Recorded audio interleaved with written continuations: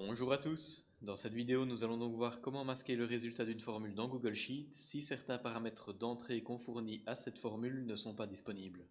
Donc pour vous illustrer ça, je vous ai préparé un petit tableau dans lequel on va imaginer qu'on va lister plusieurs biens immobiliers qu'on considère par exemple pour un achat, de manière à pouvoir facilement les comparer entre eux, suivant par exemple le nombre de chambres, la surface, le prix.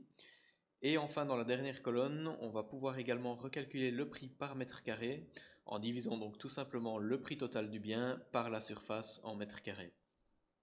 Et donc lorsque la surface et le prix sont tous les deux disponibles, on voit qu'on recalcule bien une valeur de prix par mètre carré qu'on va ensuite pouvoir utiliser pour comparer les différents biens entre eux.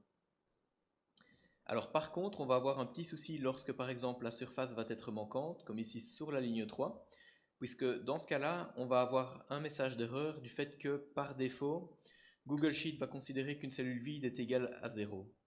Et donc en divisant le prix par la surface qui dans ce cas-ci est égale à 0, il va tout simplement renvoyer un message d'erreur pour nous signifier qu'on ne peut pas diviser par 0.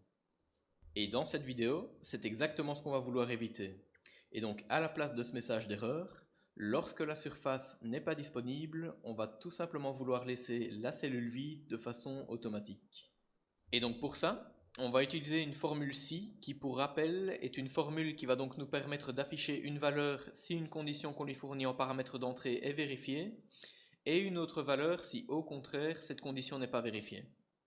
Et donc bien entendu dans notre cas, la condition qu'on va vouloir vérifier, c'est que la cellule contenant la surface du bien soit vide ou non.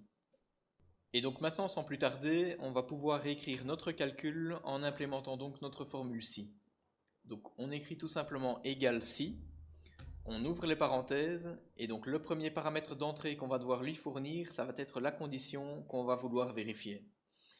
Donc dans notre cas, ce qu'on veut vérifier, ça va être que la cellule contenant la surface de notre bien soit vide ou non. Donc pour ça, on utilise une autre formule qui s'appelle tout simplement est-vide et qui, comme son nom l'indique, va tout simplement nous permettre de vérifier si la cellule qu'on lui fournit en paramètre d'entrée est vide ou non, et retourner une valeur vraie dans le cas où elle est vide ou fausse dans le cas où elle contient quelque chose. Ensuite, donc, le deuxième paramètre qu'on va vouloir fournir à notre formule ci, ça va être le paramètre qu'on va devoir afficher dans la cellule dans le cas où la condition est vérifiée.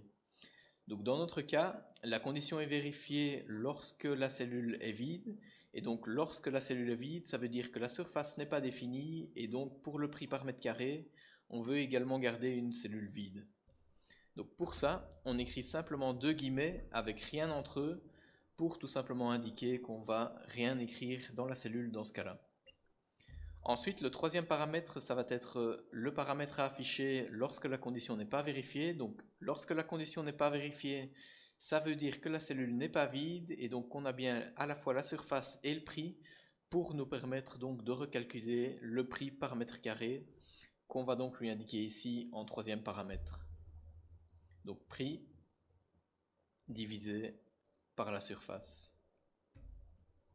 On ferme les parenthèses pour terminer la formule, on clique sur Enter, et il nous reste à copier cette cellule sur les lignes suivantes, et on voit bien que comme attendu, lorsque la surface est disponible, on recalcule bien le prix par mètre carré, mais lorsque la surface n'est pas disponible, on n'a plus de code d'erreur, mais on a bien dans ce cas-là une cellule qui reste vide pour le prix par mètre carré. Voilà donc pour cette petite astuce dans Google Sheet. Si la vidéo vous a aidé, n'hésitez pas à la liker pour encourager la chaîne et n'hésitez également pas à vous abonner si vous souhaitez découvrir d'autres astuces. Merci et à bientôt.